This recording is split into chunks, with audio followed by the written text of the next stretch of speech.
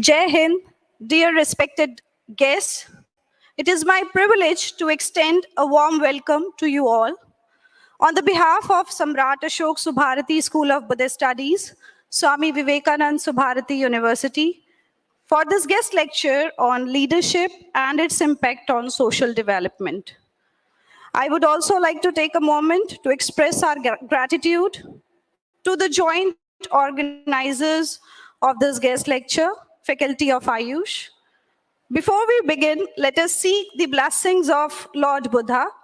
With that said, I would like to request our esteemed guests, along with Dr. Shailya Rajji, the CEO of Swami Vivekanand Subharati University, and Honorable Vice Chancellor, Sir, Dr. G.K. Tapalyalji, to come forward for lamp lighting.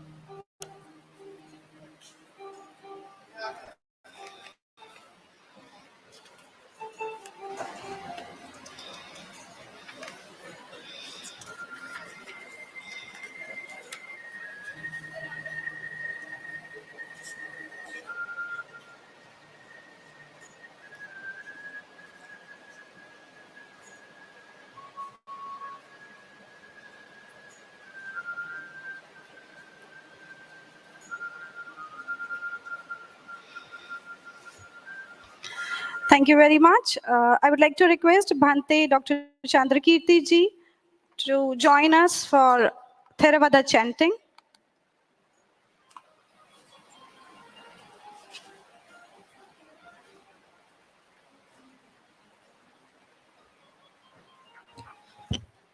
Namo tassa bhagavato arahato sama sambuddhassa. Namo tassa bhagavato arahato sama sambuddhassa. Namo tassa bhagavato arahato sama sambuddhassa. Iti piso bhagava arahang sama sambuddha vijacharana sampanno sugato lokavidu anuttaro purisa dhamma sarati sattha deva manusana buddha bhagavati Savakhato bhagavata dhammo sandetthiko akaliko yehi pasiko vapanayiko pachata veditabo viyuhiti supatipanno bhagavato savaka sangho Ujupatipanno bhagavato savaka sangho Yaya patipanno bhagavato savaka sangho Samichi patipanno bhagavato สาวกสังโฆยดิดาจาตาริปุริสยุกานิอัฏฐปุริสปุกลเอสะภะคะวะโตสาวกสังโฆอาหุนัยโยปาหุนัยโยดักขินัยโยอัญชลิการณิโยอนุตตรังปุยยังแคตโลกัสสาธิสาธุสาธุสาธุ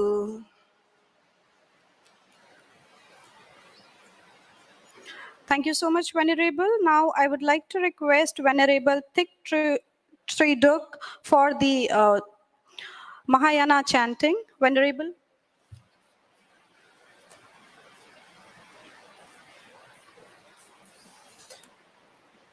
Nam mô Bổn Sư Thích Ca Mâu Ni Phật. Nam mô Bổn Sư Thích Ca Mâu Ni Phật. Nam mô Bổn Sư Thích Ca Mâu Ni Phật.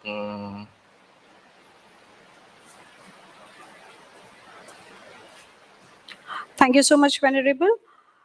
Now it's time to traditionally welcome our guests. So I would like to request Dr. Seema Sharma to coordinate with our students and send the planters right away to the stage. And I would like to request our Honorable Vice Chancellor, sir, to welcome Ms. Min Ji Kim, who is founder and CEO of Mind Design, South Korea.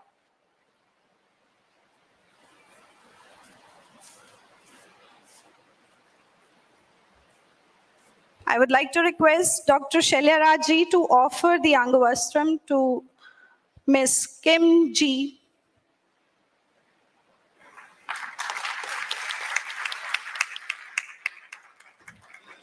Thank you so much. Now, I would like to request our respected CEO, ma'am, and Honorable Vice Chancellor, sir, to welcome Dr. Christy Chang, President, International Buddhist Confederation, Taiwan.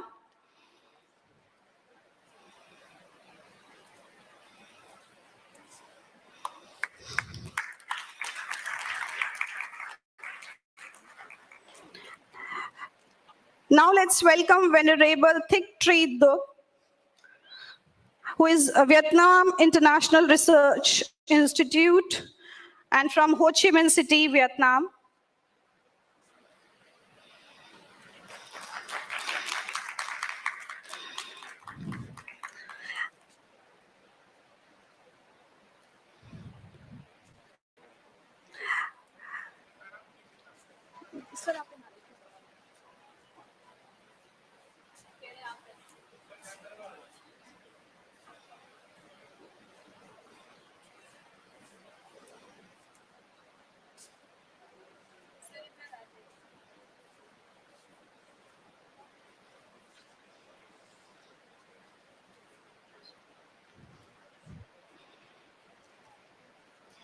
Now it's time to welcome Ms. Ajong Kim, founder and CEO, Goody Yours, Canada.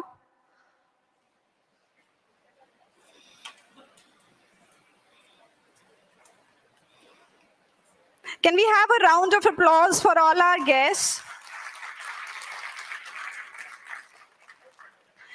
And let's not forget our guest who is sitting right next to Bhanteji, Ms. Hida Kim. Dr. Seema Sharma, if you can offer a planter and Angwastra. Beta niche, downstairs. Okay. Ms. Hida, if you can come up on the stage, this side.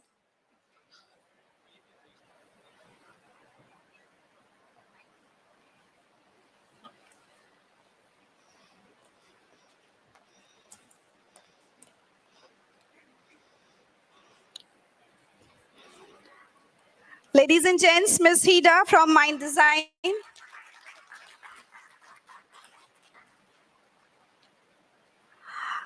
Now I would like to call upon Mr. Frank on the stage.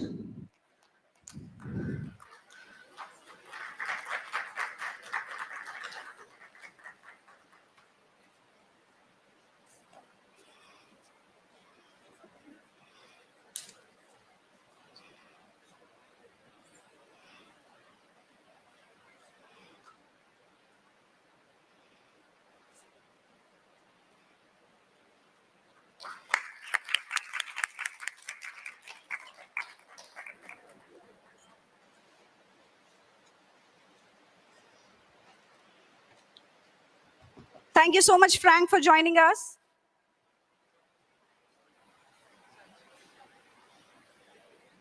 Thank you. Thank you so much, our dear students. Thank you. Thank you, all the volunteers. Now, let's formally inaugurate the program. And to start it, I would like to call our Honorable Vice Chancellor, Sir Dr. G.K. Thapalialji, for the welcome address.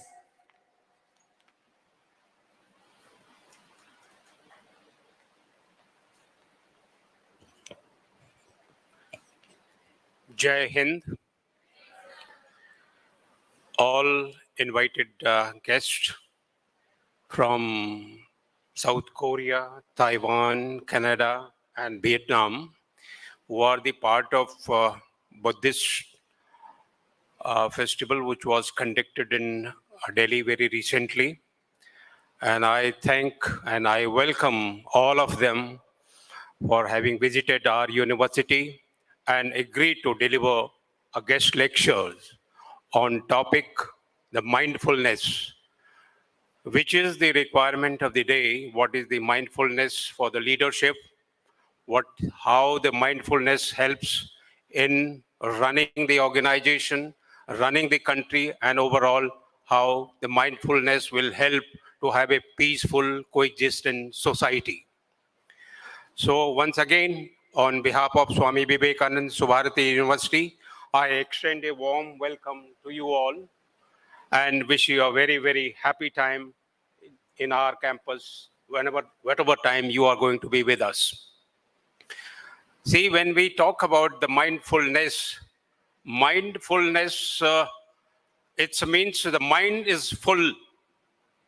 Mind is full, what for? Means there are two organs in the human body, important organ. One is the mind and another is heart. So two things are the mindfulness and heartfulness. And two types of meditations are there. One is depends on the mindfulness and another talks about the heartfulness. In this particular session, our guest speakers will be deliberating about the mindfulness. So I'm sure their topic, their deliberations will benefit the participants and all the audience who are sitting here. And that will bring a good lessons, how the peace, the word peace ultimately is achieved through the individual peace of the mind. The individual peace of the mind is important to create or to promote world peace. So that is the theme of this mindfulness organization. They are working on it, and CEO for Mindful Organization is sitting with us here, Ms. Minjo Kim. She is from South Korea. She's been working on this organization for last 3 years, and she's been traveling all over the world, promoting this mindfulness meditation, which helps in promoting peace. I wish you all the best, and thank you very much. Jai Hind.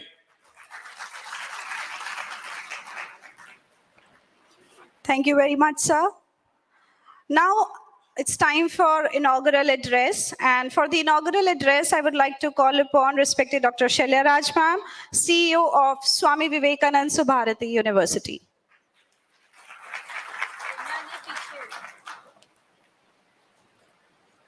Jai Hind, Honorable Vice Chancellor Sir, and all our respected dignitaries on the dais, off the dais.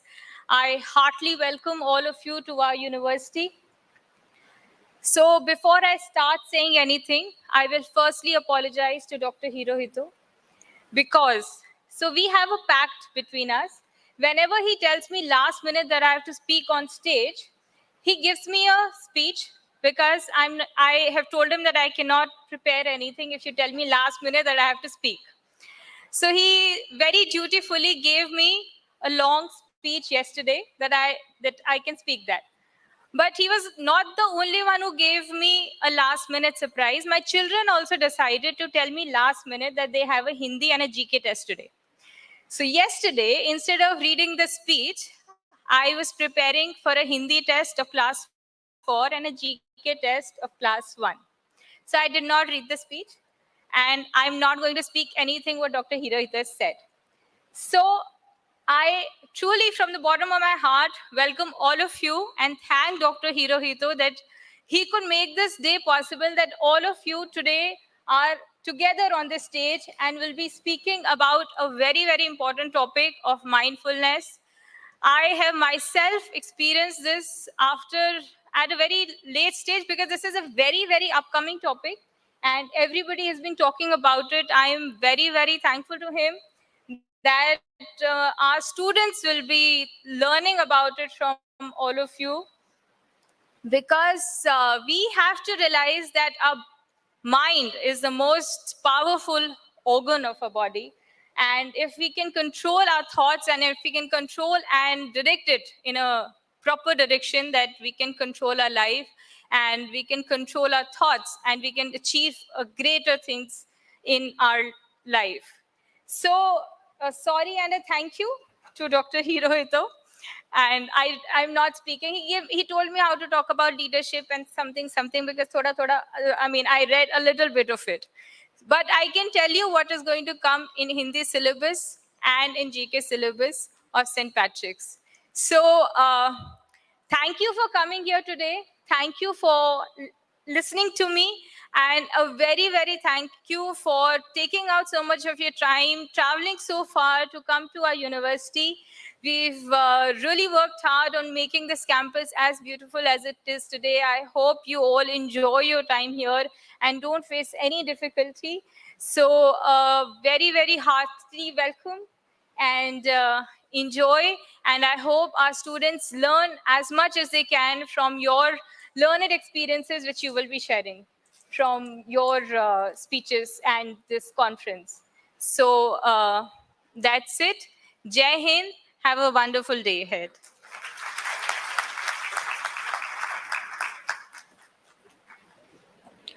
Thank you so much, ma'am. And as truly said, this is going to give a lot of insight to you all about mindfulness.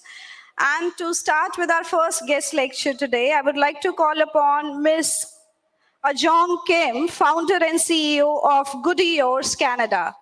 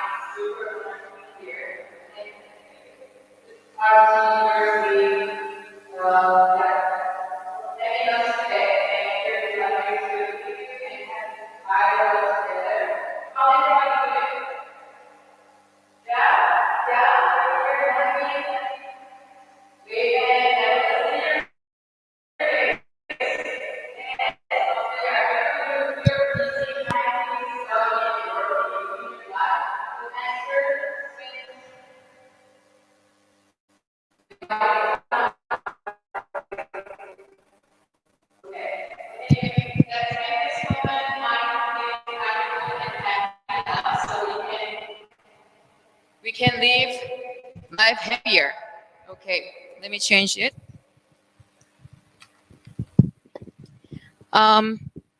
So I actually visited India for the first time 15 years ago. So 15 years back, why I was here, I was searching for some answers for life and I was looking for happiness. And I think I was very miserable and stressful. But here I'm back and meeting all of you. Am I happy? I think I'm happy. I'm definitely more than happier.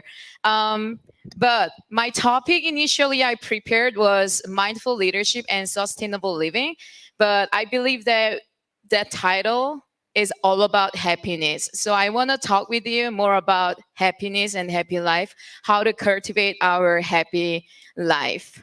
I prepared a presentation for you, but I'm pretty sure it's too tiny.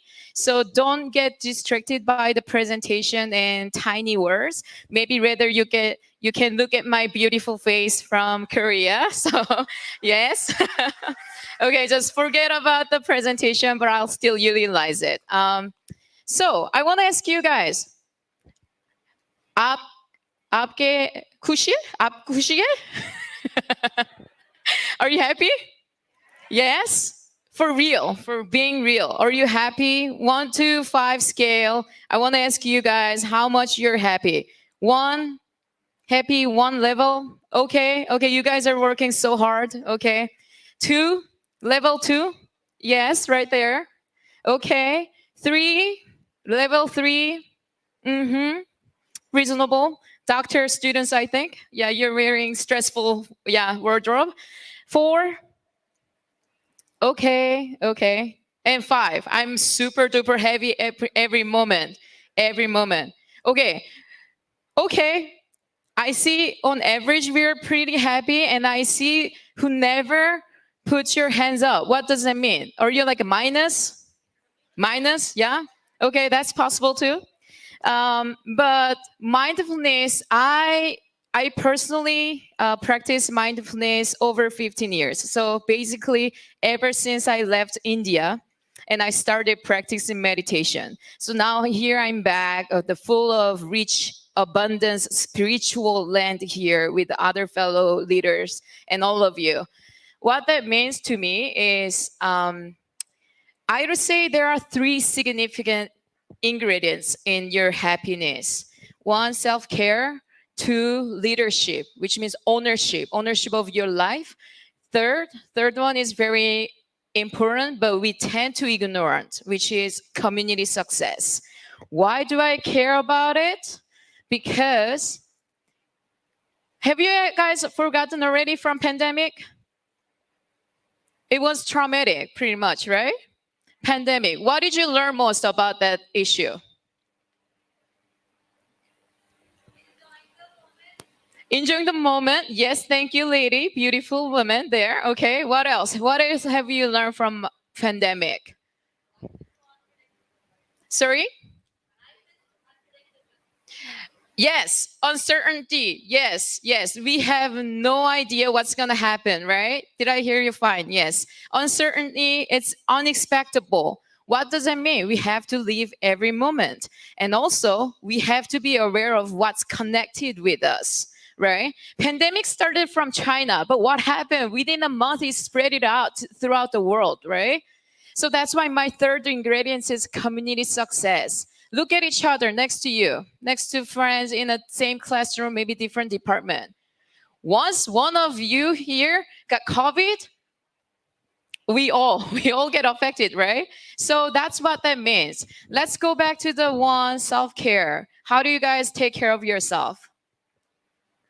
Give me some tips. How do you take care of yourself? For those who raised hands for happiness, it must be something to do with self-care too. Sleep, skincare, for sure. Yes, skincare. You want to be glowy, of course. Yes, that means skincare includes your diet, your exercise, your sleep, right? So I agree with that. What else do you take care of yourself? What else? Sorry? Huh? Oh, journaling, right? Diary. Anyone write diary? Journaling at all? You do? I got you gift. I got you gift. I actually have a diary book that I prepared for you. So whoever participated perfectly today, you're gonna get my exclusive diary book. So put your hands up again. Who wrote diary? Okay, lovely, lovely. So there are multiple aspects of the self-care, but I think our venerable will give you more tips on mindfulness and meditation, breath work. So we can learn the technical things later. Let's move on to number 2. What did I say? Leadership and ownership. How do you feel? How much do you confident about your life as an owner of your life? Do you think that you are pretty doing good? You've got your time management, relationship, love life, food, study, your career, your professional relationship. How much are you confident? Let's do another 1 to 5 rating. 1. You don't need to be shameful. It's okay. We are perfectly imperfect, right? So it's okay. Number 1. Should I start from -5? Okay. 1, 2, 3. Show me your ownership and leadership skills, guys. Okay. 4. Ray 4. Okay. CEOs right there. 5. Who's perfectly confident and managing your life as an owner of your life? Yes, thank you, sir. Yes, leadership, it's all about your mindset, I think. So once you lose your control about your life, we're gonna be super miserable, right? So I think relationship is a core of your management and leadership of your life. How are you doing with the relationship? Do you get spend time with your family members, friends, boyfriend, girlfriends, or partners, wives, husbands? Do you spare your time for them? Do you spare time for your own me time? It's going back to number 1, right? Self-care. Do you take care about your community? Right? I'm pretty sure you all gonna be something. We are all on the process of a journey of our life, right? Maybe some of you become actual CEO of company, maybe doctor, nurse, and who else is sitting here? Maybe I heard there's a commerce major and also management major. You may be working at a company or corporate or NGOs, right? Lots of different organizations. But I think no matter where you go, the control has to be owned by you, not anybody else. Don't let other put you down or control you spiritually, mentally, emotionally, and also physically, right? How many women sitting here? We all women here sitting, unfortunately, sorry, venerable, but all women here, violence, sexual harassment, this is a big deal, right? Control your physical distance too. And I'm not talking on the side of women, but also men. Men are exposed to sexual harassment issue too, violence, right?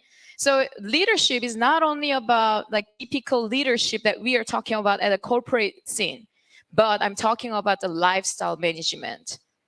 Does anyone has a tips for the leadership?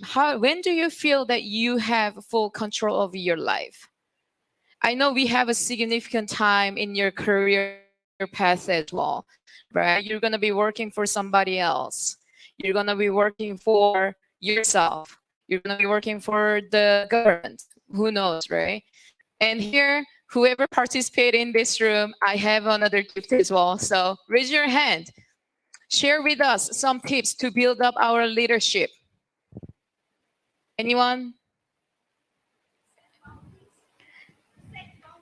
Boundaries, yes, thank you. Boundaries are important. Yes, prioritize. Time management is all about boundaries, of course.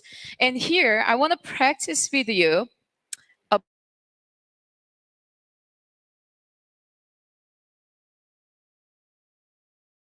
a lot. Just imagine your 24 hours as a leader, as a CEO of your life. How many communications do you actually make?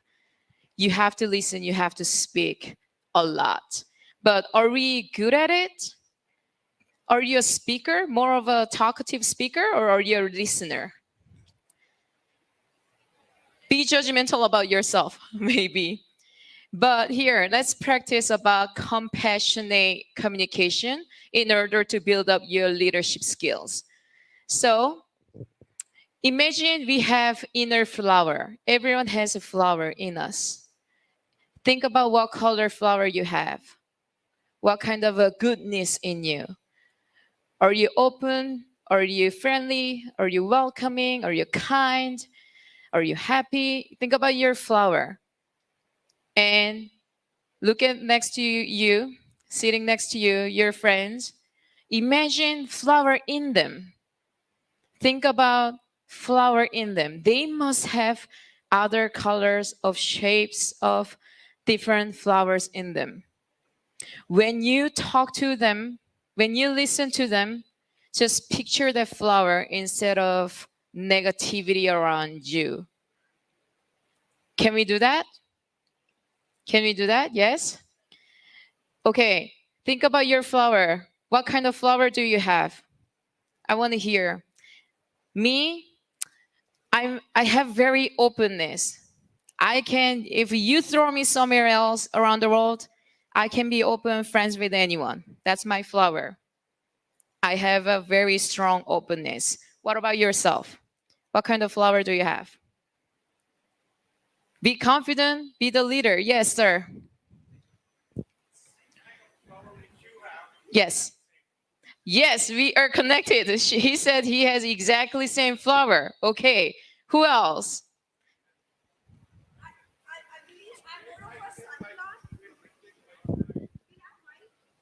Oh, we have a mic. Okay. I believe that I am more of a sunflower. I turn myself towards the positivity. Positivity, positivity. Beautiful. Think about her flower whenever you encounter her, okay? And back there, the nursing student, our doctor student, yes, she was raising hands as well.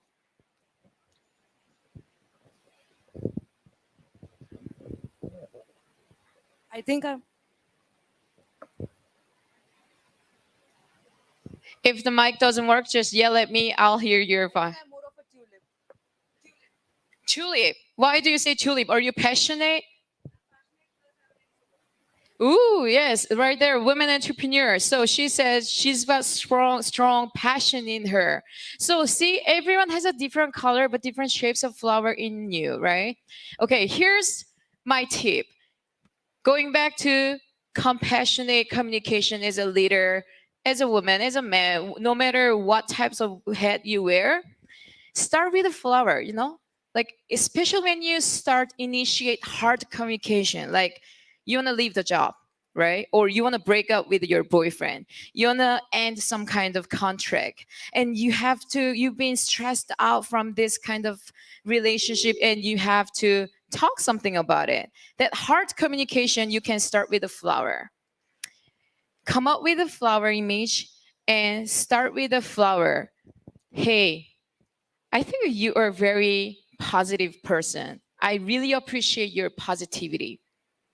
And start with your disagreement or any kind of regretful components.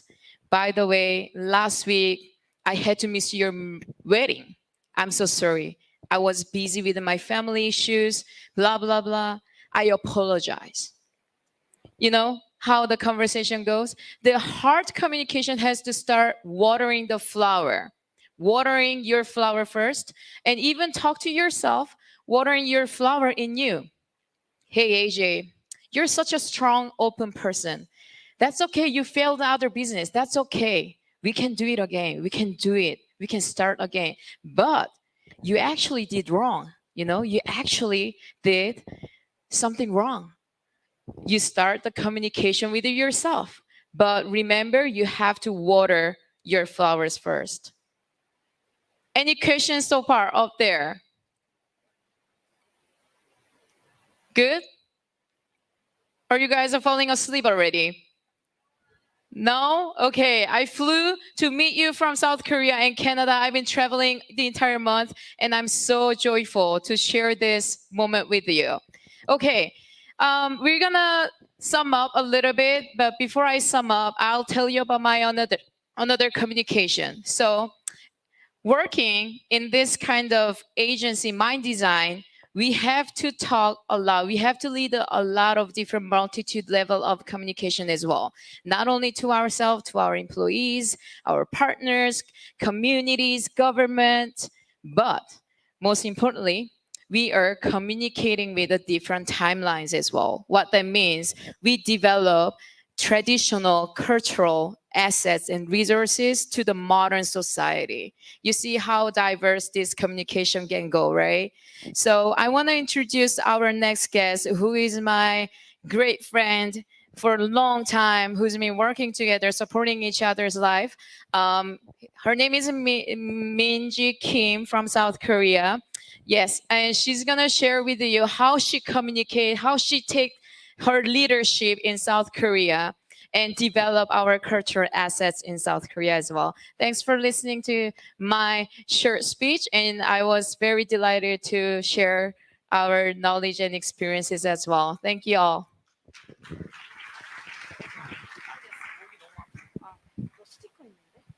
그건 나가면서 내가 알아서 해? 내가 강의 알아서 해? 오케이.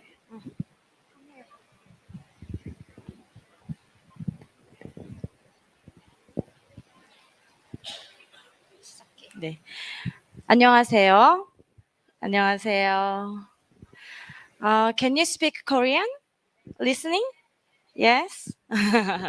I don't speak English very well, but I introduce myself. My name is Minji Kim.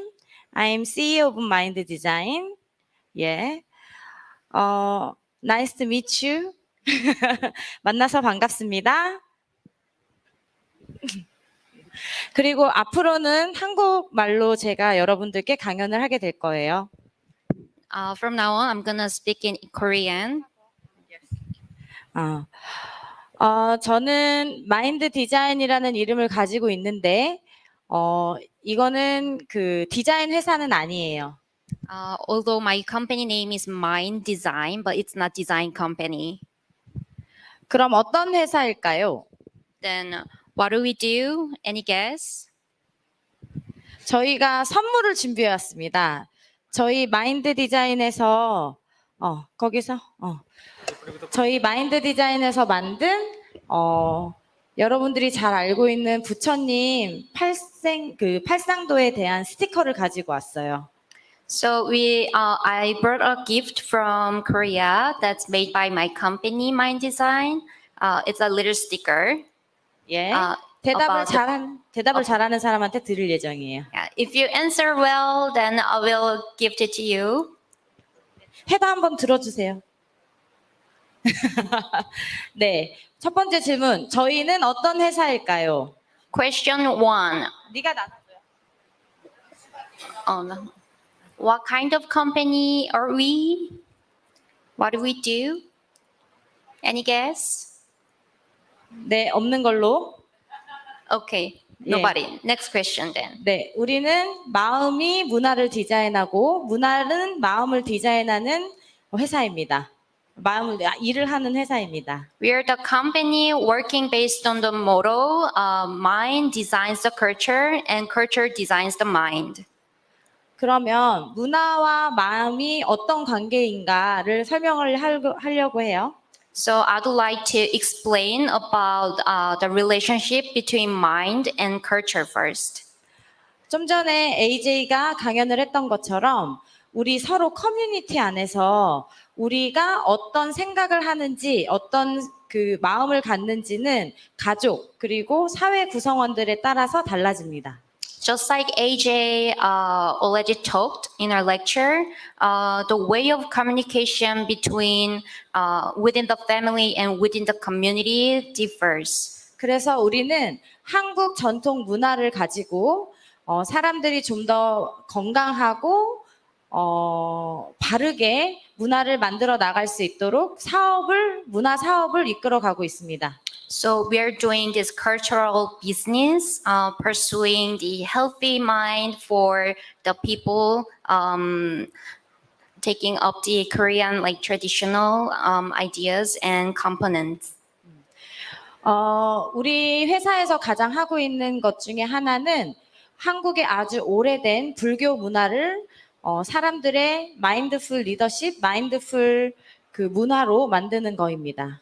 So one of our projects is that we are taking our traditional Buddhism ideas and turn it into the culture that designs the mind for the people.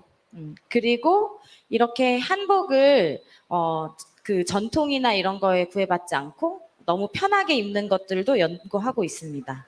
So we are also considering how to make people wear our traditional costume, hanbok, daily life easily. 그리고 요즘에는 환경을 생각한 경영, 그리고 이런 마인드풀 리더십이나 이 사람을 생각하는 경영 이런 거에 대한 컨퍼런스나 강연들도 진행하고 있어요. So we are currently working on the conferences and the lectures that considers how to make people's mind and the culture better. 근데 여러분들한테 우리 회사를 소개하는 건 아무 의미가 없어요. Actually, there's Yes. it's actually there's meaningless to explain about our company to you guys. 왜냐면 just case 하나의 예이기 때문이에요. Because it was just an example.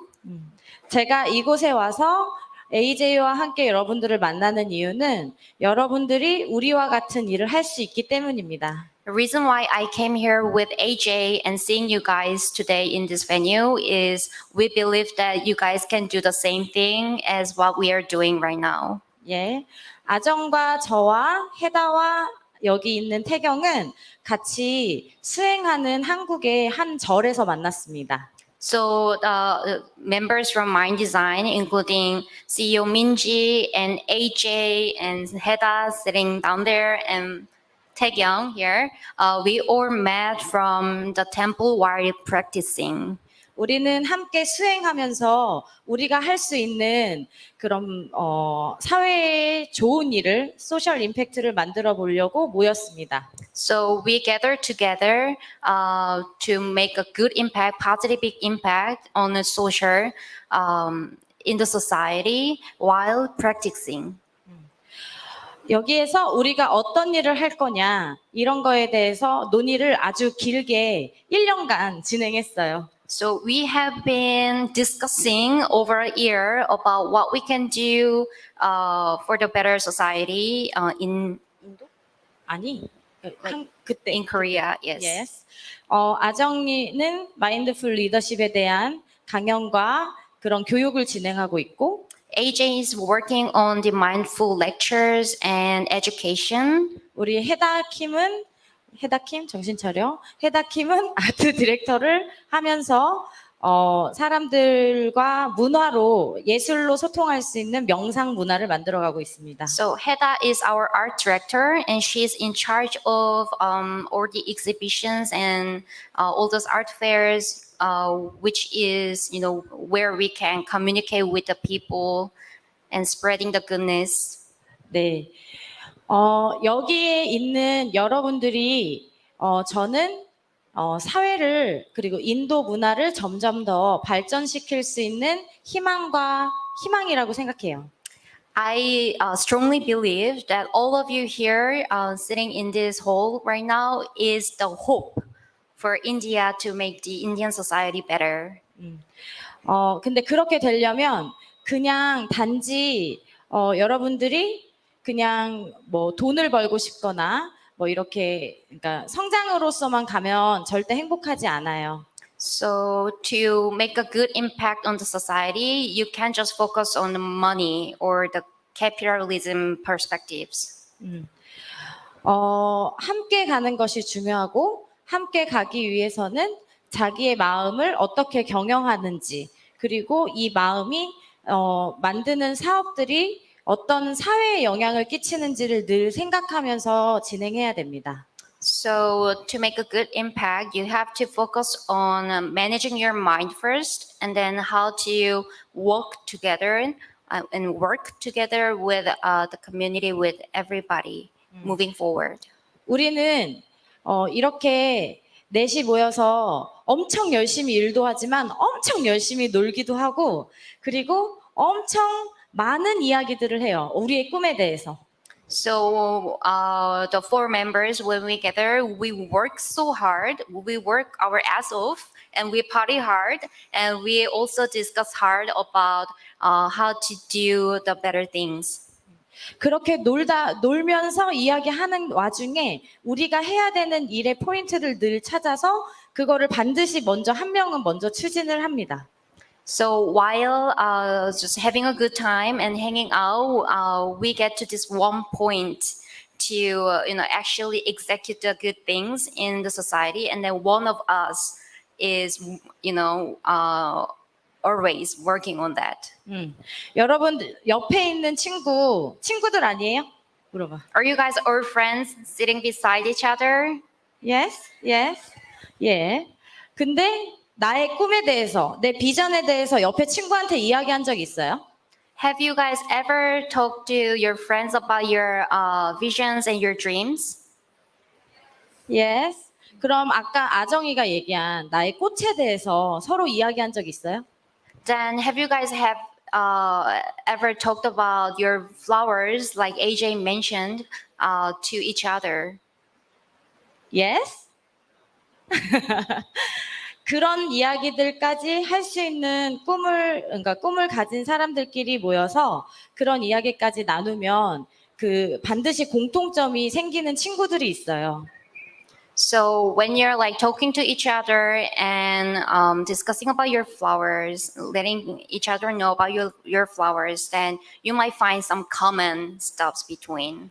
그리고 내가 가지지 못한 능력을 가진 친구들이 있어요. Then you'd figure out some of your friends have the abilities that you don't have.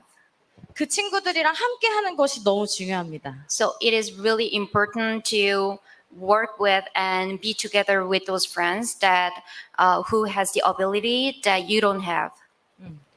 저희도 싸우기도 많이 싸우거든요. 하지 마요. 네. 네. 어쨌든 그래서 저는 여러분들에게 저는 인도 문화를 아주 좋아해요. I personally love Indian cultures. 그리고 인도는 아직 G20 안에 들면서 경제 성장을 더 열심히 하려고 합니다. 네. I guess India is working on their development, even now, waiting for G20 to take place soon. 아마 한국도 이전에 같은 모습이었었던 것 같거든요. I guess previously Korea was in the same situation as India. 그래서 여러분들이 자기의 꿈을 그러니까 인도에서 자기의 꿈을 발전시키는 것이 인도 문화를 함께 발전시키는 것이 너무 중요하다고 생각합니다. So I guess I believe it is really important each one of you develop your own visions and dreams accordingly, along with for the better societies in India, for the better future for the India. 제가 사업한 지 13년 됐는데 한국에서도 이렇게 잘 이뤄내는 팀은 우리밖에 없어요. So I have been working and doing my own business for the past 13 years, and we are the best company who works for our own visions in Korea. Yes. Do you know Naver? 포털 사이트. That's a portal site. That's a Korean version of Google. 예. 우리는 네이버에서 투자도 받았습니다. So once we got an investment from Naver as well. 이런 정도로 문화로 주목받는 회사가 되기 위해서 여러분들에게는 나 자신을 마인드풀 리더십과 그리고 소셜 임팩트에 대한 생각을 요즘은 반드시 해야 된다고 생각해요. So to stand in the center of probably the world or the global society, it is important for you guys to bring up some concepts and sense of mindfulness in your daily life. 예. 근데 마인드풀니스의 원초 국가가 인도예요. But did you guys know that mindfulness actually was originated from India? 알고 있어요? Do you know? 예. 얼마나 희망이에요. That is just the hope itself. 예, 우리 다 그래서 여기 와 있는 거예요. That is why we, all Korean girls, are here today with you guys. 네. 인도가 가장 훌륭해질 수 있습니다. Because we believe that India have this possibility to become the best country in the field of mindfulness. 여러분들이 우리의 강연을 듣고 꼭 아이디어를 얻었으면 좋겠어요. So I wish all of you get some ideas from our speeches today. 각자의 직업에서 훌륭한 리더십을 하는 것도 중요하고 훌륭한 관계 안에서 사회에 좋은 일을 하는 건 더욱더 중요합니다. So it is important for you to work hard in your own boundaries and also, expanding to the society and work with each other and making good impacts on the society. 예. 그러면은 이상으로 저의 강연을 마치도록 하겠습니다. 감사합니다. Thank you so much for listening to my speech. And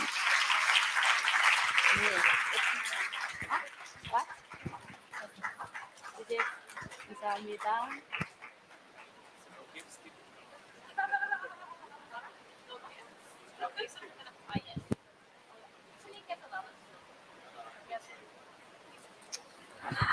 감사합니다. So this is how we say thank you in Korean. So 감사합니다 AJ and 감사합니다 Kim Mingji. That was a wonderful lecture. And thank you so much for telling us more about mind design. This is a wonderful concept. And definitely our mindfulness is some or the other way related to our community wellness and how we get connected to our community. And in this series of guest lecture, now I would like to call upon Venerable Thich Triet Duc from Vietnam International Research Institute, Ho Chi Minh City, Vietnam. Thank you. Namo Buddhaya. Good morning to all. Namaste.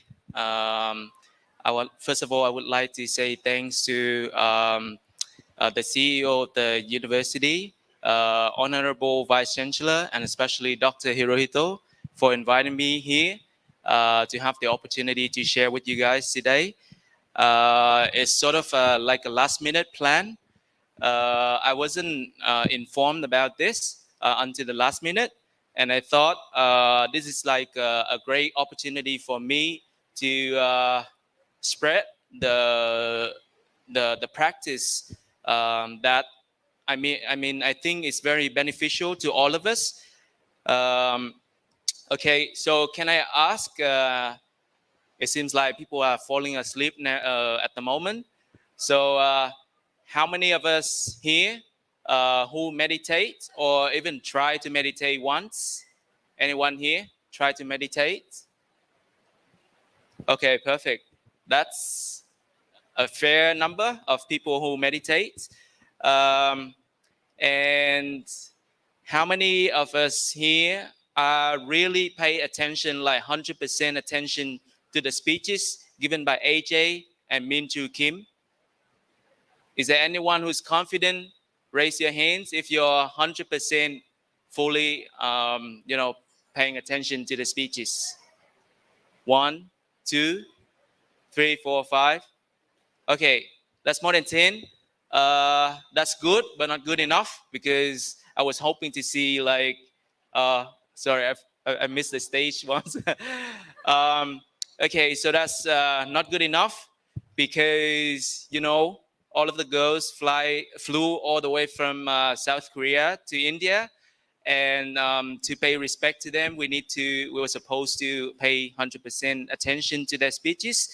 But that's okay. That's the nature of our mind. The nature of our mind is always changing, always moving. We're always thinking about the past, the future. Maybe some of you guys are sitting here but thinking about the lunch already. I don't know what's going to have for lunch and what my mom is going to tell me, or what am I going to do with my friends in the afternoon after this section. So that's the nature of our mind, always changing. And the mind, when the mind is changing, we don't really live at the moment. So before that, I heard someone said that after the COVID, you've learned a lesson of live to the very moments, right? So you need to, and how do we live the very right moment that we're sitting right now? The only way is that we have to have the mindfulness of life. So for example, if you don't have the mindfulness, your mind will always be in the past or in the future. And I usually say that even happiness in the past is also the suffering in the present. Because when you sit down, you think about the happiness in the past, there will be a feeling of regret that you won't be able to have the same happiness. You know what I mean? So that's also a sense of suffering if you don't know how to control your emotion. And even in the future, one of the benefits that when you have mindfulness or when you are mindful during the day is you can stop the worry, the fear of the future. So the majority of us are having fear and worried about our future because of our imagination. Okay, do you agree with that? Most of the time, we always worry because I mean, even the worries and the fear won't be happening in the future, but we still worry because of this, because of that. Just think of one situation that you made a mistake in your life, in your work, in your house, and then you just started worrying about, your boss will tell you off or your mom will tell you off. But eventually, when they get to know the situation, they didn't say anything. And they even encourage you not to make the same mistake again in the future. So all of your imagination was useless, but it made you worry and fearful. So that's not worth it, right? So in order to stop all of that, we need to have the mindfulness in ourselves. So mindfulness is simply awareness, the awareness of things happening around us. So for example, I'm standing here speaking in front of you. I know that I'm speaking in front of you. I have to be, fully mindful of what I'm doing at the moment. I don't think of other things because I will get distracted and it's not good. And as a monk, as a Buddhist monk, we practice mindfulness every single day in the temple. Even from very early morning when we wake up, we have to practice mindfulness. And within every step, we have to get the mindfulness in every step. And even when we eat, when we have lunch, when we have breakfast, we have to be mindful of what we're having. And in every single movement that we're making every single day, we have to be mindful of that. So when we are mindful of all of the actions that's happening in life, our minds won't have the time or the capacity to think about others, especially the worries, the anxiety, the fear that we may face in the future. So by being mindful, we don't have that time. Our mind doesn't have time for all of that. So that's why most of us, we're being mindful, we feel the happiness of mindfulness. It's really hard to describe to you if you don't practice mindful. Only the people who practice mindfulness will get the taste of happiness when you are really mindful and concentrated on things around you. And the best way that we can get to practice mindfulness is to meditate. So in Buddhism, there are two types of meditation. The first one is samatha meditation, which is concentration. And the second one is Vipassana meditation, which is insightful meditation. And mindfulness is the base, the foundation for you to get into meditation. So the very basic and easy type of meditation for you all to practice is the concentration meditation. So when we sit down, we put our mind focus on one thing, and the very simple and common that we hear from the meditation teachers is that we focus on our breath. So that's the easiest thing that we do. So we observe our breath. When we breathe in, we know when we breathe in. We breathe out when we know when we breathe out. So by doing that, our mind is focused on our breath, and our mind doesn't allow any friends or any enemies to come into the mind to distract us. And there is a misunderstanding about meditation. Meditation is not only about sitting. I mean, sitting meditation is the best, the ideal one. But when you don't have time for meditation, you can try with walking meditation, standing meditation, or even lying meditation. Okay, anyone here know about Zen Master Thich Nhat Hanh? He just unfortunately he passed away like nearly 2 years ago. There was a very famous saying of Zen Master Thich Nhat Hanh is that whenever you have time to breathe, you have time to meditate. So let's have that as our reminder when we have so many excuses in our life that we don't have time to meditate. So when we think of that, when we have time to breathe, we have time to meditate. And the best time to meditate is the early morning. So that's why most of the Buddhist monks wake up at about 4 or even 3:30 in some temples, and we practice chanting and meditate around 4:30 a.m. So that's when our mind is very calm. We don't, our mind is not changing rapidly during that time because we take full rest after the night. So our mind is very easy to be, observing during that time. So that's the best time for meditation. And even before we go to sleep, it's a good time for we to meditate as well. In Buddhism, we have something called compassion or loving kindness meditation. So by doing that, we can spread the loving kindness or the compassion to others, even the ones that we dislike. We'll have to practice that. So like AJ and Minji were talking about mindful leaders. In order to be a successful mindful leader, you will need to be a successful mindful person, right? Do you agree with that? So you need to practice that. Mindfulness is a long process of practice. It's not like happen 1 day or 2 days. You will have to keep practicing that in order to get the ability of being mindful.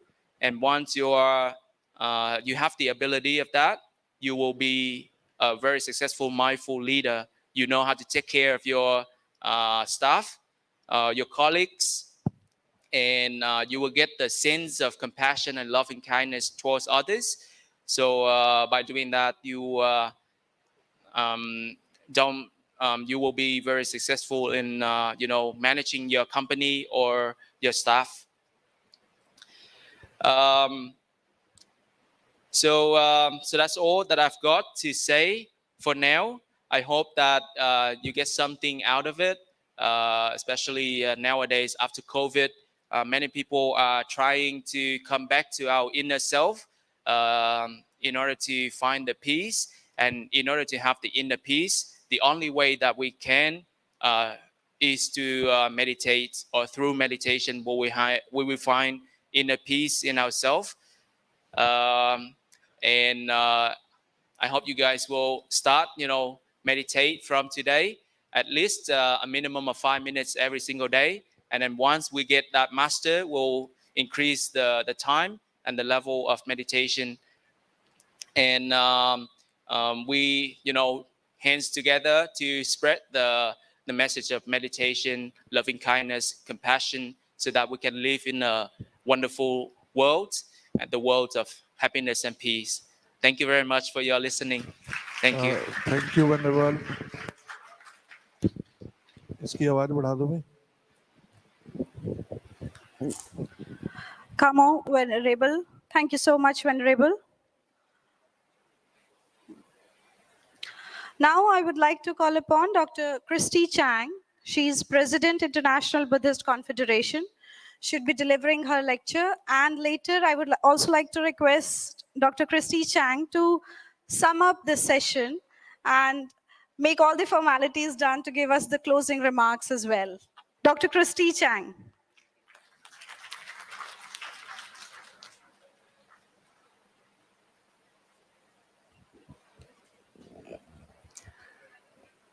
Namaste, Jai Hind, Amitofo from Taiwan.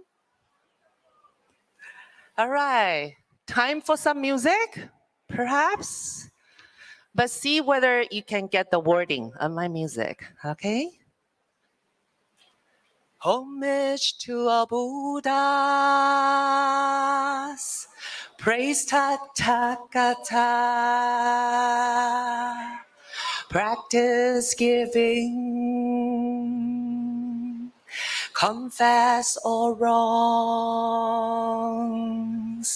rejoice in all merits, turn a dharma will. Oh, teachers, please stay,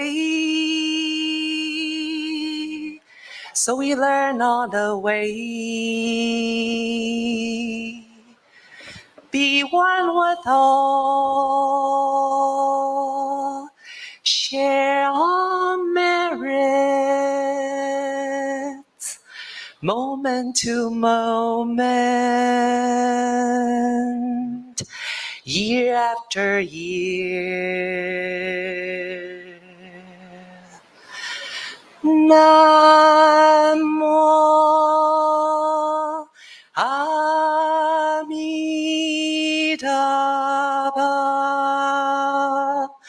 Namo Amidabha.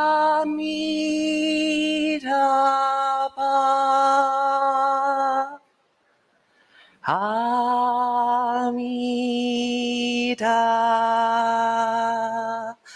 Amida.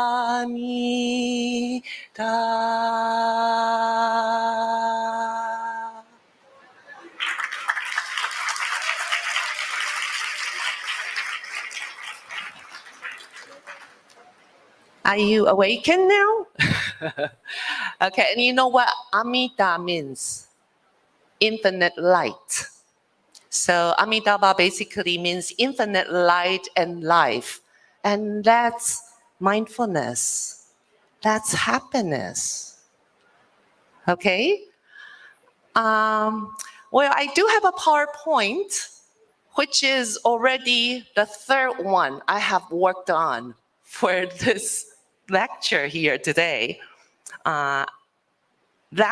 Yesterday, I was given the third topic.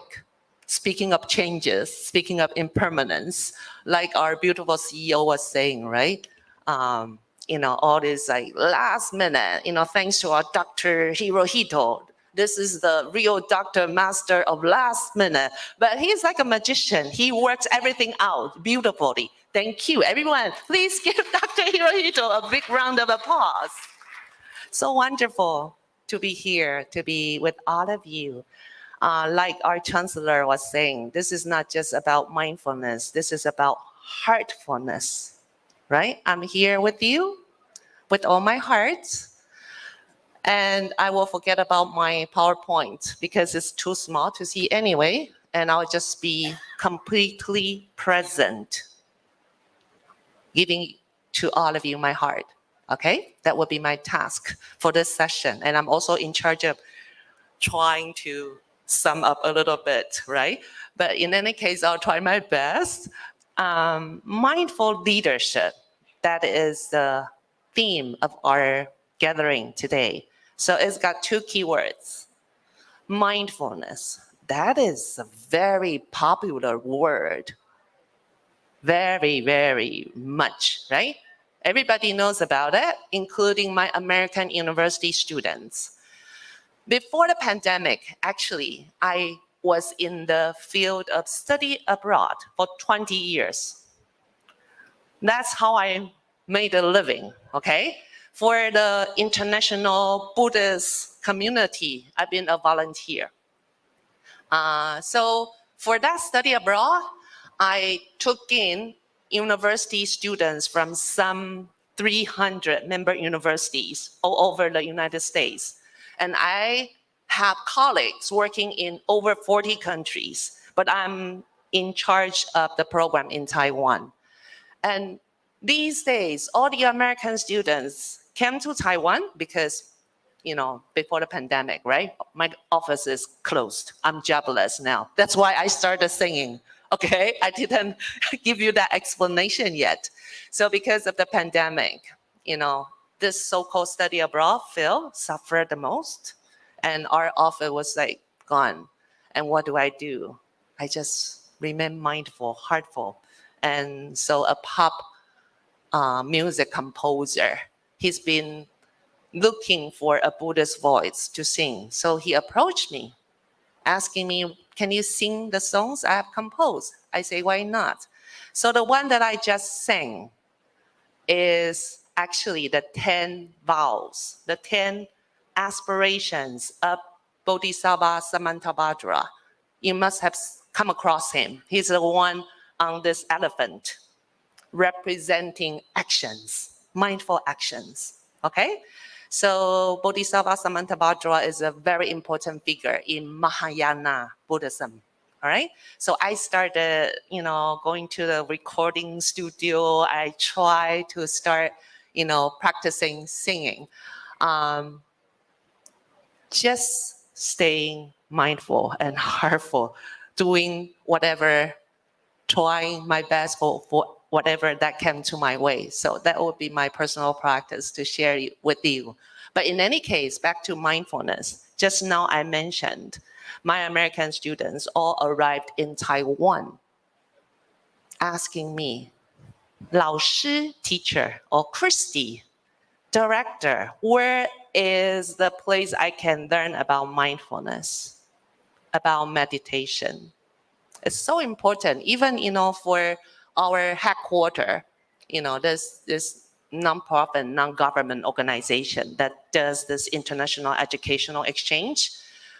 When they try to bring our staff from all over 40 some countries back to the United States for training session, they would fly someone to teach mindfulness.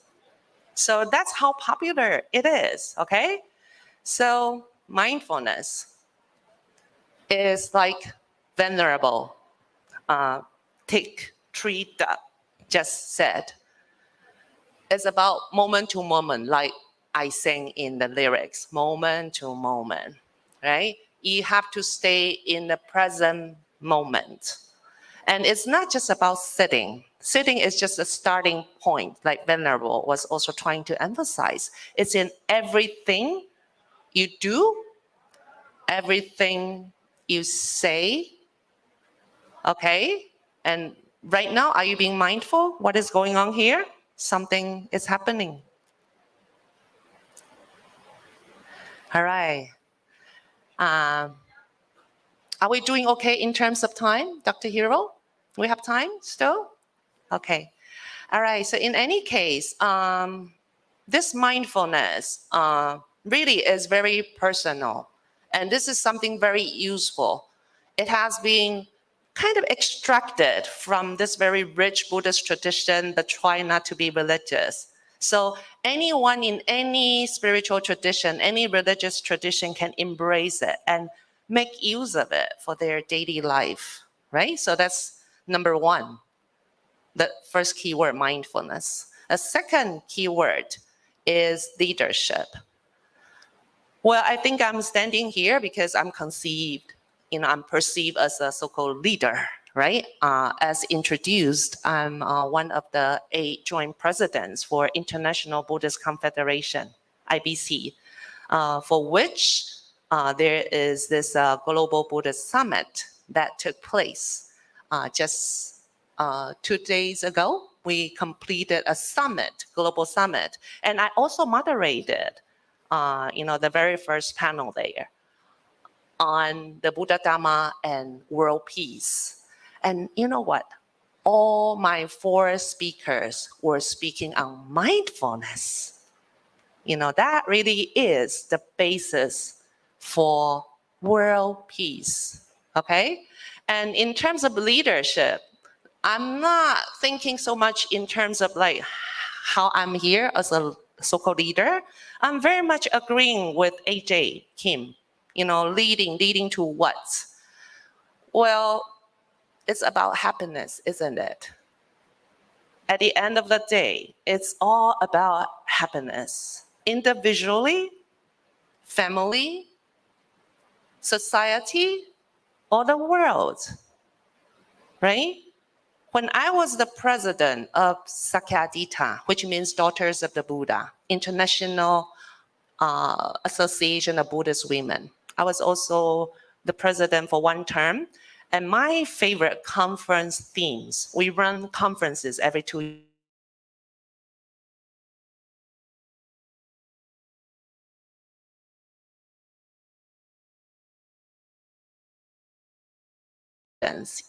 Conference in Bangkok while I was the president. I found my favorite theme, which is leading to liberation.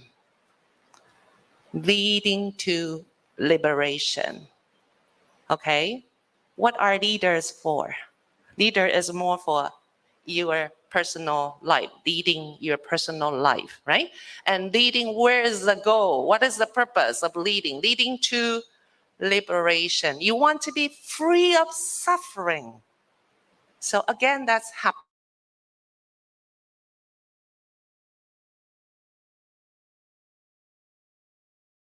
Where people say it's the happiest country in the world. Bhutan. We were there for 3 months. Lucky us. Last year, we were there for 3 months teaching. And we were trying to observe there, why it is regarded as the happiest country. Well, of course, the beautiful Himalayan scenes, and we encounter many CEOs from Switzerland, from Germany, from Canada. They were there. They're not Buddhists, but they love being there. They put away their very important, very money-making job to join us teaching in Bhutan for 3 months. Why?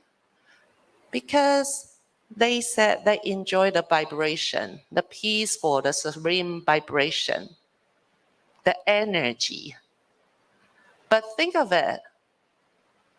It's not just about the exterior environment. It's also because the people were so contented.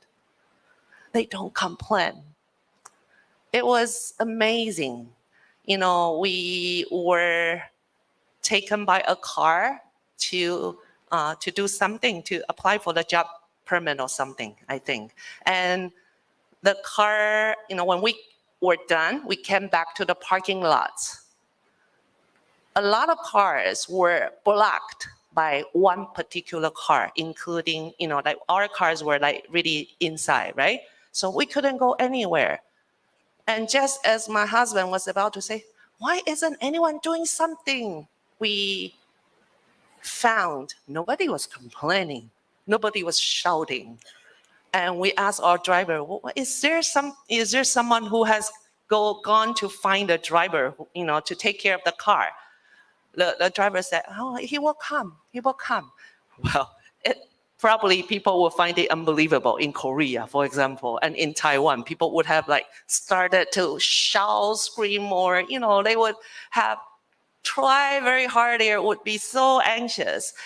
but I truly believe they have had a very good foundation of mindfulness practice and that leadership in oneself, not to freak out. Okay? And, I think it really is very important that we all try to train ourselves to become mindful leaders.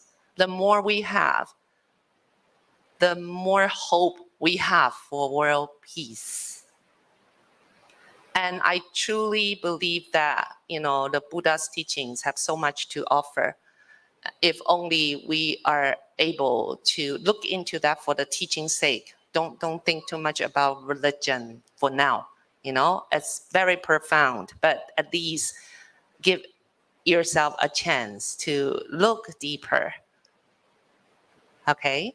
And Venerable Tiktree that mentioned, Venerable Thich Nhat Hanh, that is the master of mindfulness. I believe he's the one who reintroduced this English term into the West. And so many are, finding this method, this technique very useful, including my American student.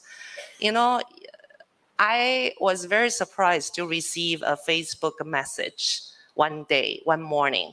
This student who was in Taipei 4 years ago, I never really heard back from him for quite some time. And then all of a sudden he popped up. He sent me this message, Christy, thank you. Thank you for the time. I can't believe it's 4 years ago already. And this time, I truly want to let you know, I want to thank you for introducing that mindfulness to us. He went through a surgery with the nose or something, and he was able to practice mindfulness. So he said that it was not as painful as he expected when he was able to just stay focused and use that mindfulness practice. And he really looked forward to learning more about the Buddha's teachings. All right. And whenever I talked about mindfulness, especially how young are you? Okay, you are university students. How many of you are in the first year? Second year, sophomore. Third year. Fourth? We got the full range. Really so beautiful. You are, here to learn about mindfulness, or at least the concept, right? We don't get time to do the practice, but I'm sure some of you I saw just now have practice already. Stick to it. I see all of you, of course, I emphasize the individual personal leaders, but I also see you as world leaders. Like just now I heard India is going to be great, right? I was listening. India is going to be very important. By now, you have the largest population, exceeding China already, right? The UN has announced. So congratulations, you have really great impact to make. And if only all of you can taste that usefulness of mindfulness, and you'll be wonderful, wonderful world leaders in whichever field that you work in, okay? So I think it's about time, but I said whenever I do mindfulness, although you are already college students, but there's this one most famous Thich Nhat Hanh Plum Village song that I always enjoy doing, and all the kids that I encounter would learn from me. Have you heard of that? Happiness is here and now. It's that here and now. Happiness is here now. I have dropped my worries. Nowhere to go, nothing to do. No longer in a hurry. Happiness is here now. I have dropped my worries. Somewhere to go, something to do, but not in a hurry. May you all be well. May you all be happy. May all beings be free from suffering. Thank you.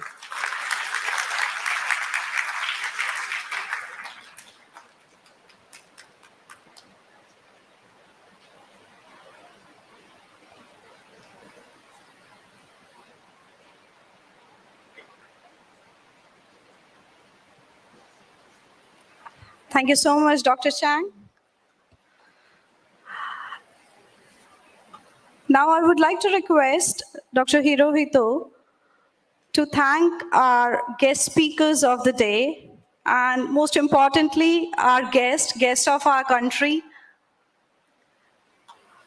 First and foremost, I would like to request Dr. Hirohito to present a token of love and respect from the university's side to Venerable Thick Tree Duck from Vietnam International Research Institute, Ho Chi Minh City, Vietnam. Thank you so much, Venerable.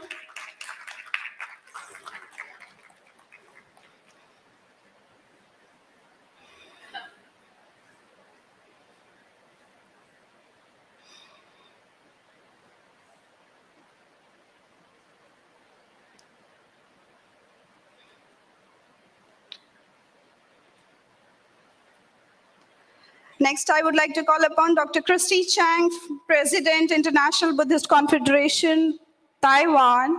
Thank you so much, Christy. It is always so nice to hear your lecture.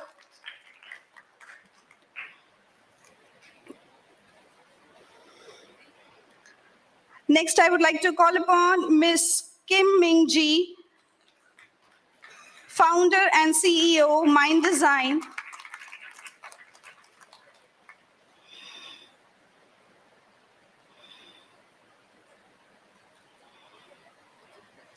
Next, I would like to call upon Ms. Ajong Kim, founder and CEO, Goodios, Canada.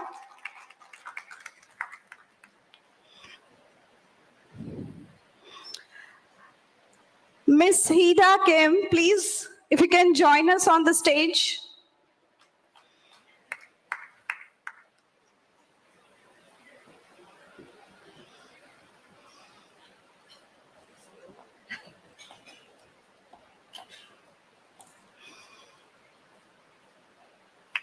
Thank you so much, Hida. Mr. Frank. Thank you so much, Mr. Frank, for being with us.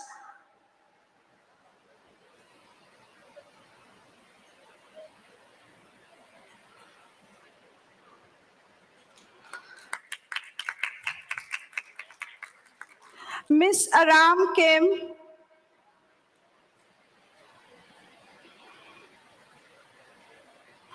Thank you, Ram. Without you, it won't be possible.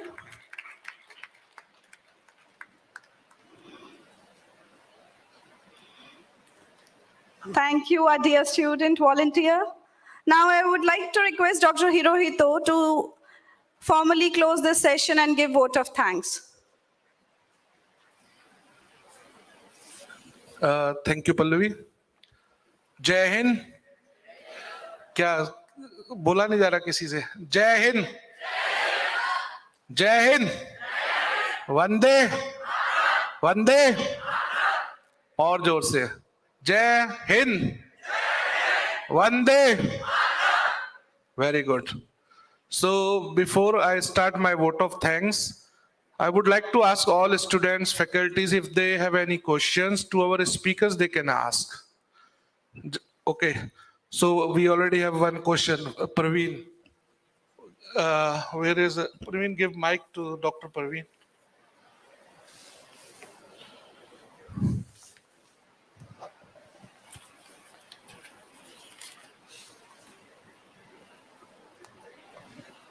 Hello.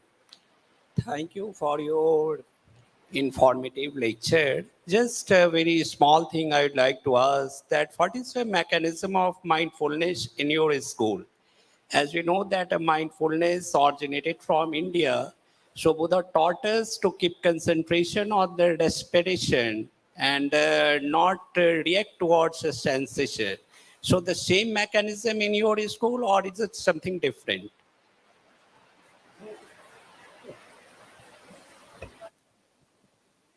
Who is going to answer this?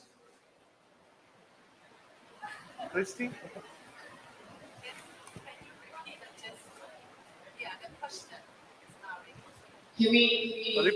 Repeat your question. See that I'm asking that what is the mechanism of mindfulness in your school? That as we know that this mindfulness meditation, it started from India, and Buddha taught its followers to keep concentration on the respiration and don't react toward a sensation. This is the mechanism of mindfulness in the Theravada tradition.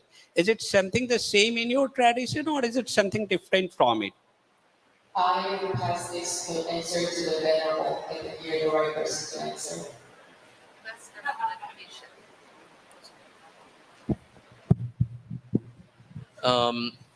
Thank you for your question, sir.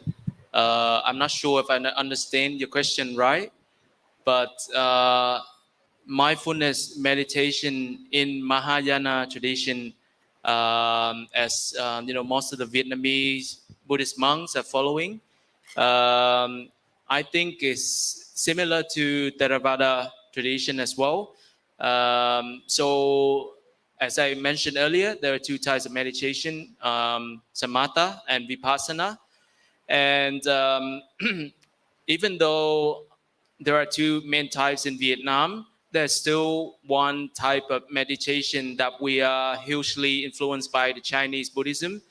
Um, so with that meditation, it's a slightly different by the appearance, but the main focus on the main goal of that meditation is also to get the concentration ultimately. So how we practice meditation, practice meditation in that sort of different way of meditate is that we are to have a unanswered question in our mind. We have to keep that. Like for example, the question that we usually ask is like whether a chicken exists before the eggs, or the other way around. So some sort of that questions we need to have in our minds, and we just like attach, or we just stick to that question all the time when we meditate. So I would say that's considered as one of the objects that we put our mind on, just to keep our mind not distracted from others. So it's just the same thing that you keep your mind on your breath, breathe in and breathe out. So instead of doing that, the Chinese type of meditation, they have the unanswered question in their mind so that they can have their mind, focus on that. If I answer your question, or It means that something similar to Theravada. Okay, thank you. yes. Anyone else? क्या भाई इतने सारे लोग में कोई question नहीं पूछ रहा? Any faculty want to ask any question?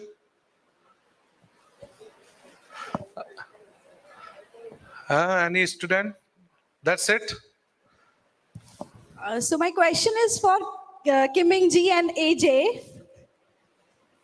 So as you said that in mind design, you are working on the cultural part, right?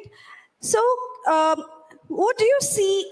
Do you see any scope of it in India? One.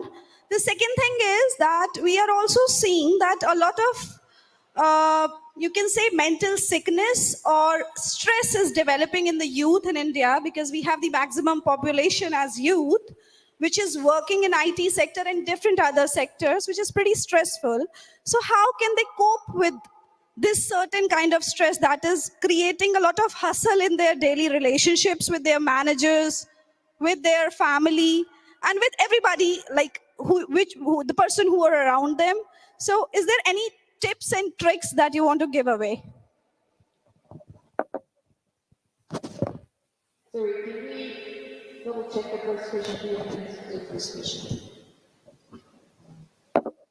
인도는 지금 벌써 아유르베다나 요가로 세계에 자기의 문화를 널리 알리고 있었지 않았나요? hasn't India been already so popular and well known for yoga and Ayurveda? Definitely, but yes, if you go towards the modernization of the country, where a lot of people are even working for 36 hours straight, so I don't believe a lot of population people know about yoga and meditation, but they don't practice it.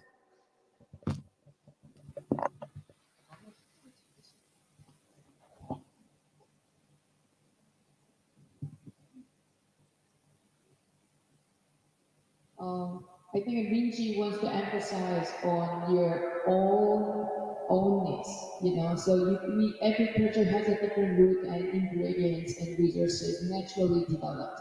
So that's on you. Exactly, going back to the mindfulness and self-care, we always come back to inner compass. Like as a country, and I made it to my opinion as well.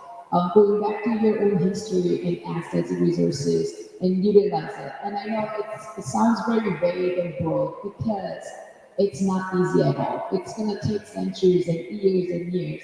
And that's the challenge we face as well. How are we going to make more implementable and applicable on our daily basis and also our current situation? And Christy also mentioned about what happened at the conference as well. The conference was all about the adaptation in modern society as well.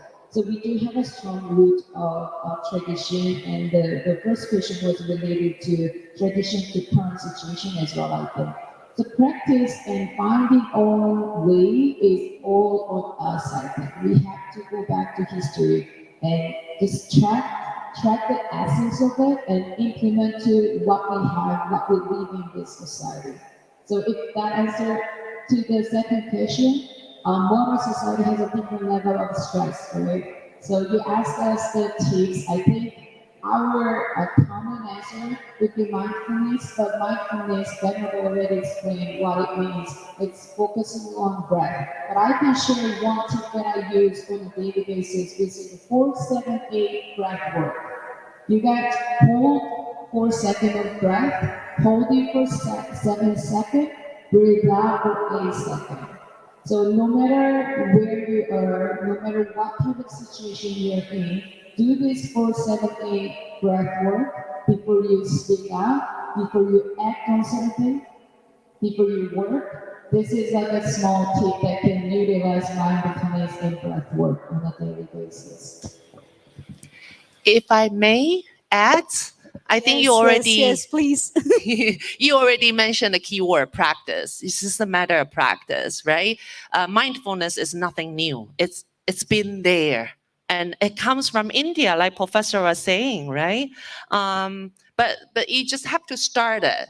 Start small. Doesn't matter. 5 minutes. It's okay, and then start with young children if possible. Like you said, these days children are extremely stressed, and there are many different programs, you know, like people are trying to work out curriculum. So for your information, His Holiness the Dalai Lama has started working, I think they launched already before the pandemic, with this Emory University in the United States. There's a whole set of curriculum called SEEC, Social, Emotional, and Ethics. You know, the very simple techniques and tips to work with children on mindfulness, basically. And then in my panel the other day at the GBS, I heard from this scholar from Israel. He works with mindfulness education with children.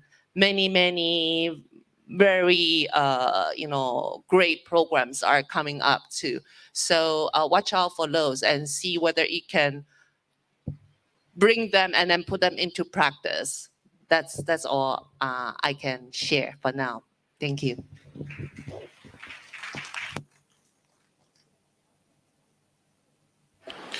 Anyone else?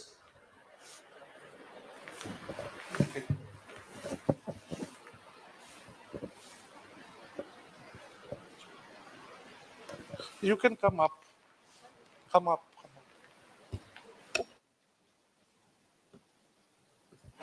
Use this one. Jai Hind and good afternoon to all. My question is, what all the things mindfulness include? My first question is that what all the things mindfulness include, and second is when we can start practicing mindfulness. My two questions are. When can you start? Yeah, from here we have to start mindfulness. Directly we can start it. Christy, I would like to ask Christy to answer the question. The question, let me confirm. The first question is, the second one is when can you start, right? Okay, I'll start with the second one. When, anytime. Mindfulness, like Venerable was saying, huh? Where? From where? What does it include? That was the first question. It includes everything. Everything. Everything you do and everything you say. Like right now, I'm a linguist, okay? Every word I say, I pronounce, if I can be one with it, that's mindfulness. But then at the end of the day, mindfulness, we use breathing to practice. Why? Because you don't speak all the time, but you have to breathe.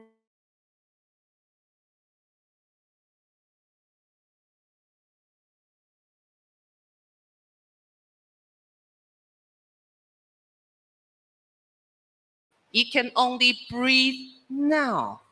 But a lot of time, our mind is like Venerable said, our monkey mind.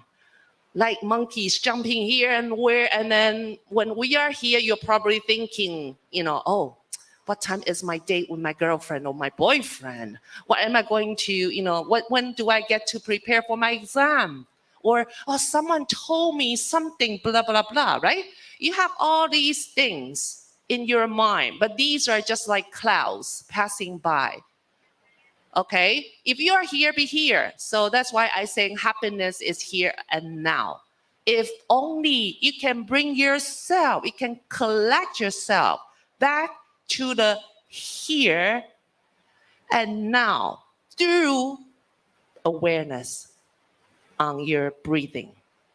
Anytime you feel that, oh, where am I? Or you sense that agitation, anger, or even happiness, if you're too happy, you're not here and now, right? Anything that goes extreme, you're no longer here and now. So the essence basically is you just have to remember coming back to the here and now through, paying attention to your own breathing. Maybe adjust your body posture a little bit and then breathe deeply and then naturally. Then you are back. So that would be my personal tips for you. I hope that helps.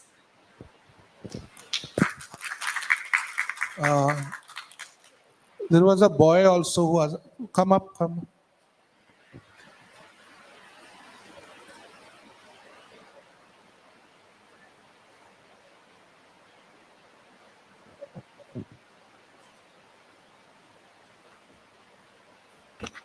So my question is, there's three main classifications of Buddhist philosophy: Hinayana, Mahayana, and Vajrayana. So is there any difference between practicing mindfulness in all three parts, or it is like the same? That's my question. Thank you. Thank you for your question. As I answered earlier, there won't be any difference in practicing mindfulness in different traditions. The ultimate goal of mindfulness is to be present of the here and the now. So regardless of what tradition, what type of practice, what methodology that the Buddhist monks are practicing, the ultimate goal is to be mindful, be aware of what is going on at the moment, and you try to have your mind not distracted by the past or the future. Just be present. Most of the time, we're not present for our family, for our friends. Especially nowadays, people are using smartphones and on laptops, computers most of the time. So we tend to forget our loved ones. So that's a very sad thing that we witness. So by practicing mindfulness, we will be able to live our life, our real life, not the life of others, like we used to do or we've been doing. Okay, we still can take 3 more questions. If anyone have questions, okay, come up quickly.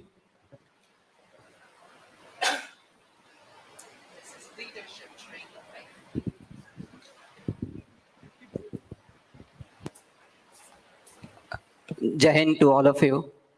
My question is current generation distracted with social media. So how does mindfulness help in resolving social issues?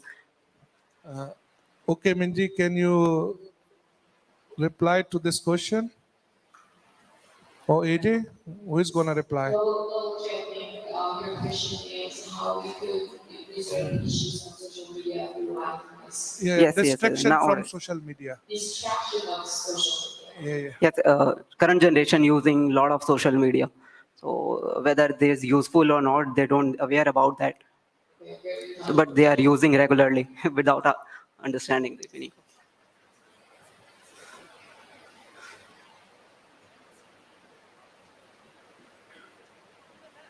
That's very controversial. That's my personal opinion. I think, depends how we use it, what kind of intention we have when we use social media. So, of course, there are a lot of unfiltered information from violence, sexual, and political as well. But I think when it comes to that use of the social media, or no matter what we do, the good intention has to be there. And the rest is just on our audiences. So as long as you have good intention, with your mindful attention to your social media activity, I think there's no problem with that. And also audience will know where you're coming from. And another thing is that as long as they judge us, our activities on social media, I don't want anyone who be distracted by others' judgment at all. So just be yourself, be confident of what you are delivering, and also be mindful with what you share, what you throw out on the social media. And going, I don't know if you were asking about the distraction on social media. Yes, of course. Just put alarm on it. There's a limit, time limit that you can control how much you can use. So I would suggest that. Thank you so much. Thank you. Christy, you want to add something on this? Because it's very important.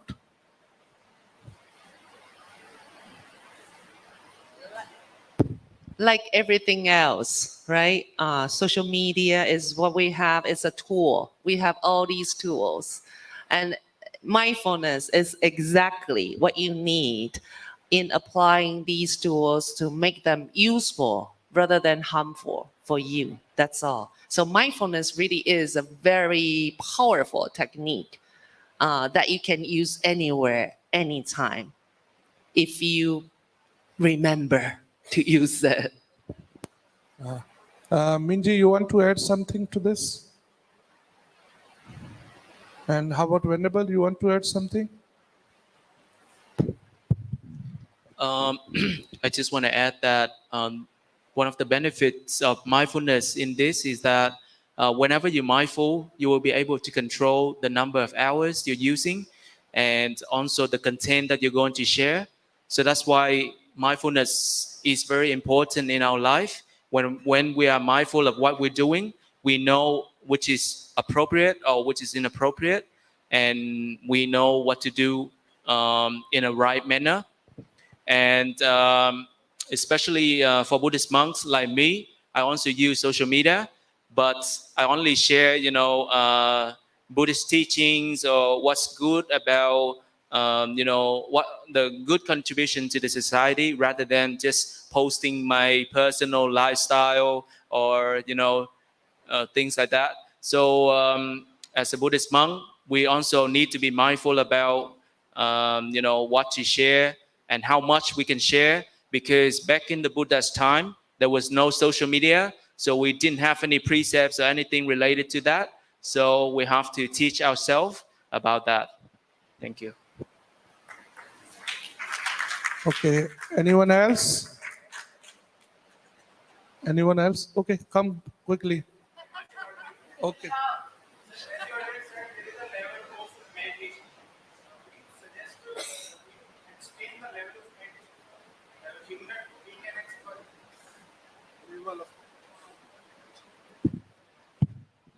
Thank you very much for your question. I think this is turning into a meditation class or event. Um, so as I said earlier, there are two main type of meditation: concentration and insight meditation.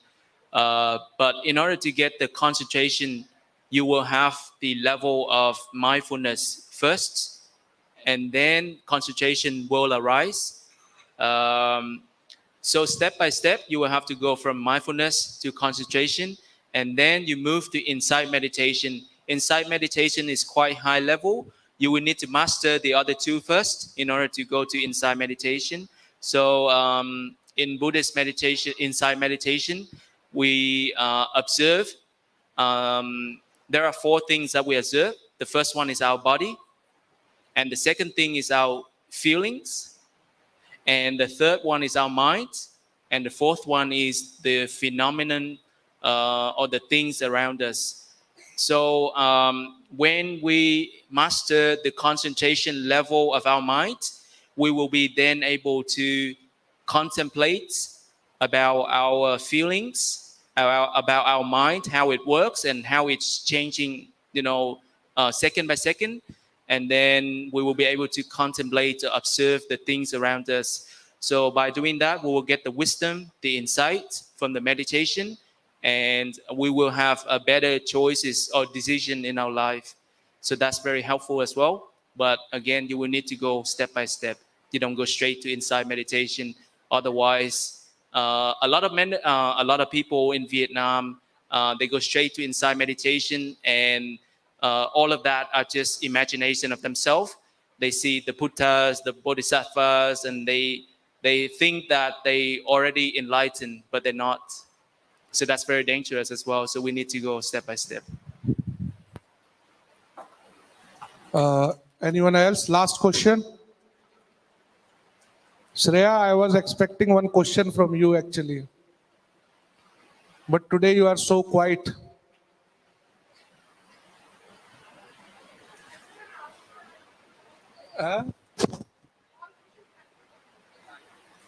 So can I close the session? Sorry, there's a last thing that I want to add. I just want to reconfirm that Buddhism is not a religion, it's a way of life. So everybody can practice Buddhism. It's not only for Buddhists, even Hindus, Christians, or whatever religion you're following, you can still practice Buddhism, especially meditation, in order to get a happy life. So there's no boundaries for, or you will have to particularly follow Buddhism in order to practice Buddhism. It's not like that. So feel free to practice and experience. Once you get the benefits, the happiness, and then you can just keep going and going. And then you can spread the practices to your family or friends as well. So any speaker want to add something before closing the session? Just one thing that I heard from our Israeli scholar on my panel. He said that mindfulness basically is to make sure to help you not to freak out and not to freak others out. I find that to be very useful to remember catching. All right? So also for you, not to freak out yourself, not to freak others out. So that's the usefulness of mindfulness. Anyone else from the speakers want to conclude a bit?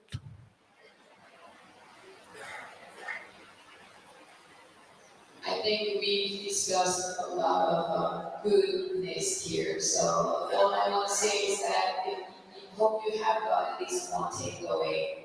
That's what I want to say. Thank you.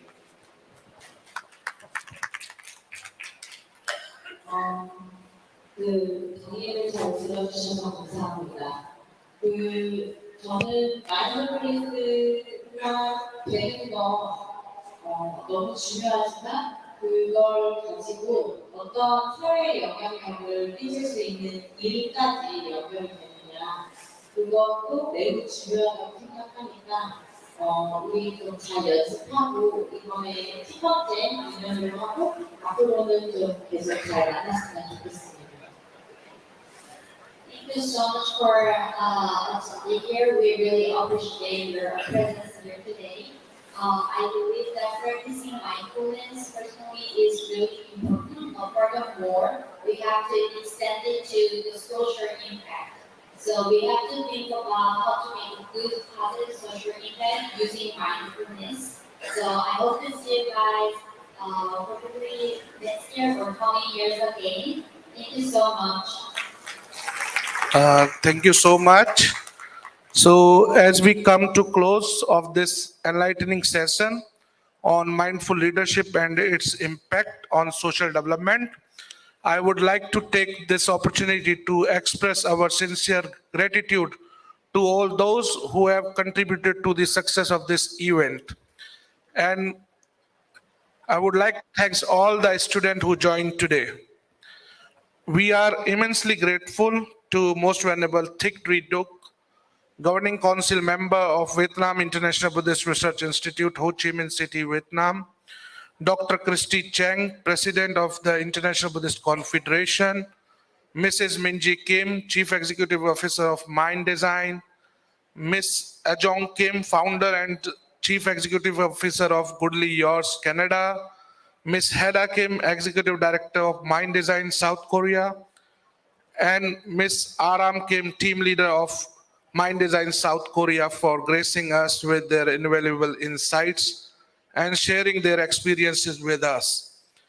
We would also like to extend our heartfelt thanks to Dr. Salyaraj, Chief Executive Officer of Swami Vivekananda Subharti University, for taking time out of her busy schedule to attend this event and deliver a speech. We are indebted to the faculties and staff of Samrat Ashok Subharti School of Buddhist Studies, faculty of AYUSH, faculty of management, and all other faculties whose students joined today here. We would also like to express our gratitude to the Faculty of Fine Art for providing us with a very beautiful venue and their assistant in making the necessary arrangement. We would like to thank our marketing and communication team for their exceptional effort in promoting this event and ensuring that it was live streamed today for a global audience. Last but not least, we would like to thank all our participants, both online and offline, for their enthusiastic participation and for making this event a resounding success. In conclusion, I would like to thank everyone once again for making this event a memorable one.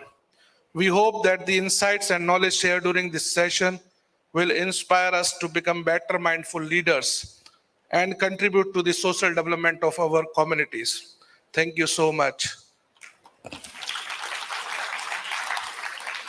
Now I request all of you to raise up for National Anthem of India.